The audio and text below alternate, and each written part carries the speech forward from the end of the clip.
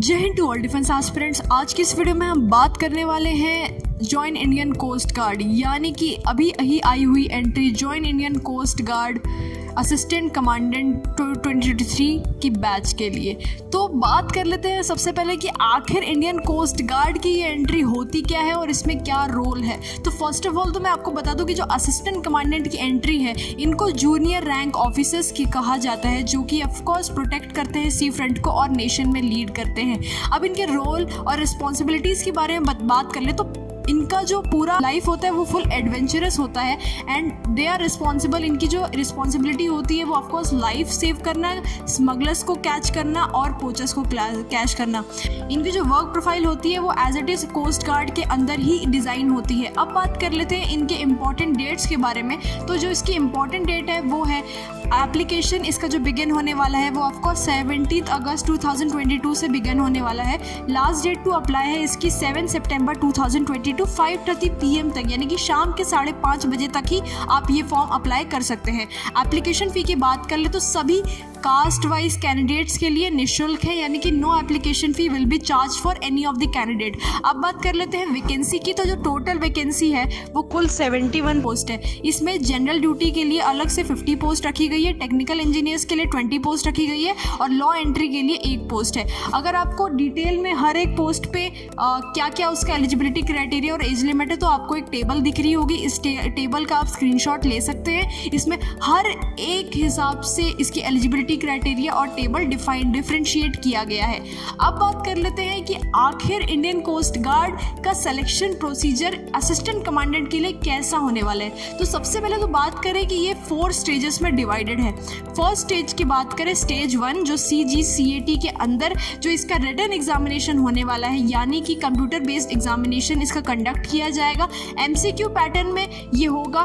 Total जो maximum marks है वो 400 मार्क्स होंगे, जिसमें 100 questions, 4 marks for each correct answer और एक negative marking for each incorrect answer होगा।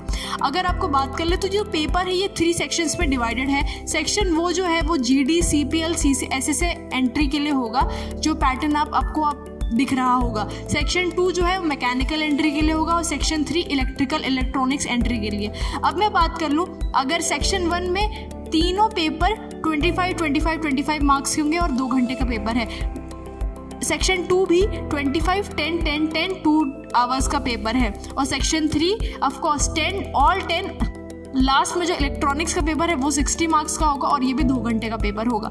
ईच वाइज आपको दिख रहा होगा कि इसमें पेपर का जो फॉर्मेट है वो सेम ही रखा गया है। इंग्लिश, रीजनिंग, न्यूमेरिकल एबिलिटी और general science and mathematical aptitude सभी के लिए सेम पेपर है, लेकिन बस जो इलेक्ट्रिकल इलेक्ट्रॉनिक्स एंट्री के लिए पेपर है उसमें लास्ट में इलेक्ट्रिकल इलेक्ट्रॉनिक्स के लिए अलग सा फॉर्मेट दिया गया है और मैकेनिकल में भी मैकेनिकल का अलग सा फॉर्मेट दिया गया है और बाकी सारा पेपर सेम है।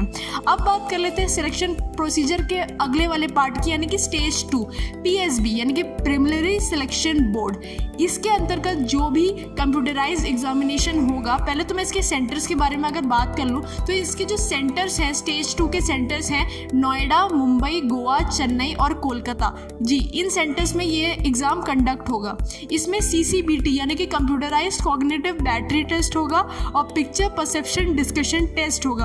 अगर आपको इन 2 एग्जामिनेशन पे भी वीडियो का कोई मतलब डिटेल वीडियो चाहिए तो please make sure to comment. इसके अंतर्गत मैं थोड़ा सा ये बता दूं कि प्लीज़ नोट करिएगा कि इसमें जो कैंडिडेट वेरिफिकेशन और डॉक्यूमेंट वेरिफिकेशन मस्ट है, तो मेक श्योर बच्चों कि आप अपना सही डॉक्यूमेंट सही टाइम पे ले जाएं। स्टेज 3 की बात करें तो वो फाइनल सिलेक्शन बोर्ड यानी कि FSB के थ्रू जो भी स्टेज 1 और स्टेज 2 का हुआ गया है, फिर स्टेज 3 में इनका जो अलग से होता है साइकोलॉजिकल टेस्ट, ग्रुप टास्क और इंटरव्यू एंड पर्सनालिटी टेस्ट, इसको बेसिकली बोला जाता है। तो ये होता है फाइनल सिलेक्शन बोर्ड में। ये जो क्वालिफाई करते हैं बच्चे फिर उनको लास्ट स्टेज में यानी कि मेडिकल एग्जामिनेशन टेस्ट में ले जाते हैं। टोटल जो भी करने के बाद फिर फाइनल जब मेडिकल टेस्ट हो जाता है, इसके थ्रू जितना भी आपका हो गया, फिर स्टेज 5 यानी कि जो आपकी ट्रेनिंग प्रोसीजर है INA इज़माला में आपकी ट्रेनिंग फाइनली कंडक्ट होती है विद द रिजल्ट डिक्लेरेशन।